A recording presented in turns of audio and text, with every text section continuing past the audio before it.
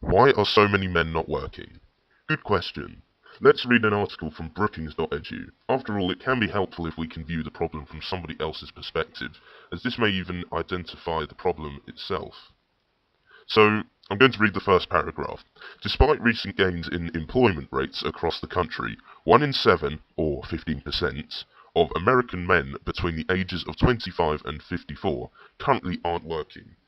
And this number has been on the rise for decades. This troubling trend has led to wasted human potential, more people collecting government benefits, and fewer people paying taxes, all of which are harmful to the economy as a whole.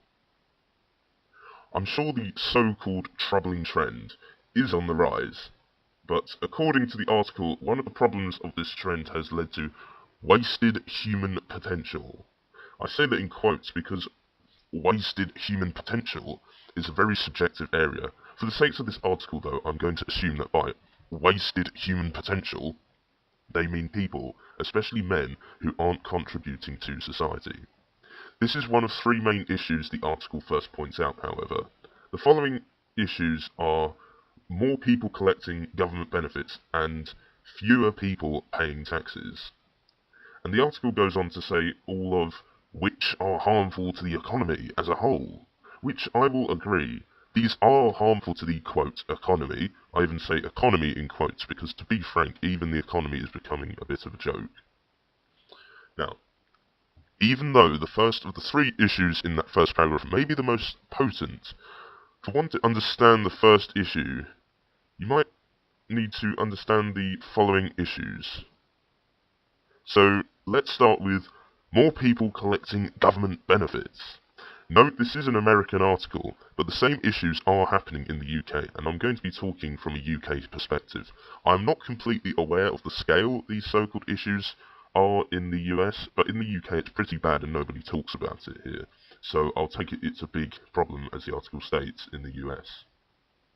Any sane man in the UK knows that there are a lot of people on benefits, which some Americans may otherwise know as welfare.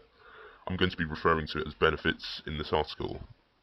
You may remember when you were younger, somebody might have been given special privileges, and your first reaction to it was probably to say something along the lines of, how come she's allowed to have whatever, and I'm not? You see, when you were young, you noticed something that was unfair, and you were not okay with it, and pointed it out, only to be told something along the lines of, because she just is, or some other made-up excuse. This is a crucial concept that will go on to stick with you when you grow up, because men don't tend to like being treated unfairly. Do you also remember when you were younger, you may have played games with other children, but it turned out the game was silly, unfair, or biased? You'd have just quit, or if you knew about it in the first place, you probably wouldn't have even joined. You probably would have done one of the two things, however, afterwards. You'd go and find somebody else to play with, or you'd make up your own game. It is really important that you recall these childhood experiences, because what I'm about to tell you will sound very familiar. Society is like a game. We play it because it helps us all survive and progress as a species. Or used to, anyway.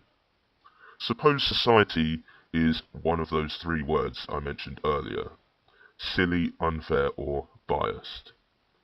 If society was in fact a game, then you probably would have quit already. So the issue of people paying taxes, is it really an issue? I guess it might be an issue if your job depends on people paying taxes. Let me ask you the following. Would you gamble your money away on a game that you know is rigged against you?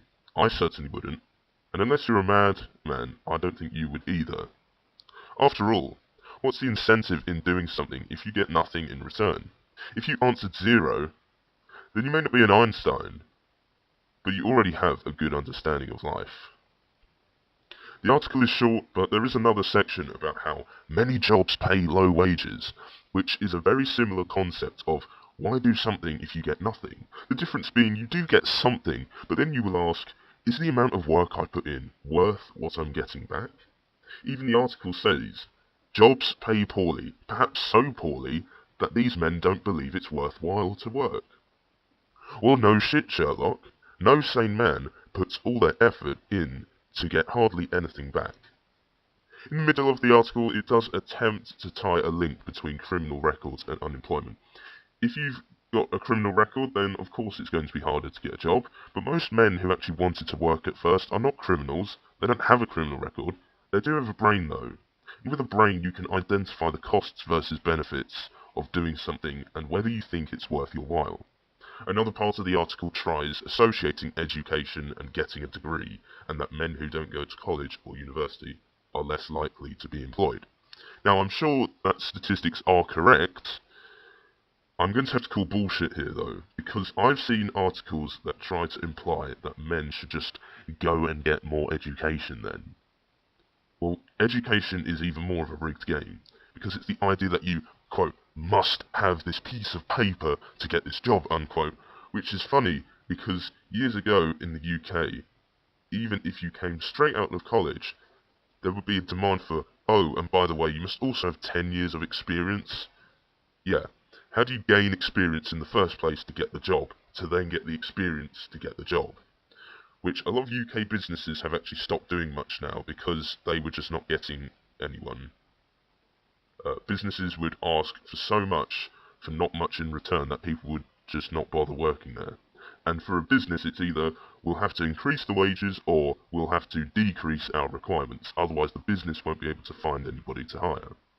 It happened quicker than I thought it would, but then in the UK I have to say men particularly don't usually stand for bullshit very long. In the UK still, there is what's called a skills shortage. Again, bullshit, there's plenty of skill, but if you've got skill, you're not going to be ripped off on it. Kind of explains why the government brought in all these apprenticeship schemes.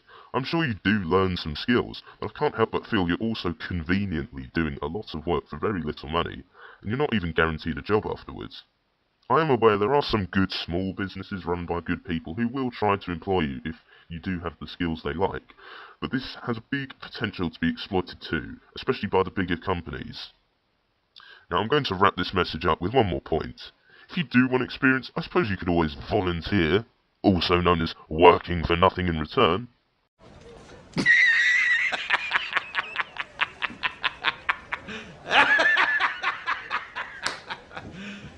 You serious?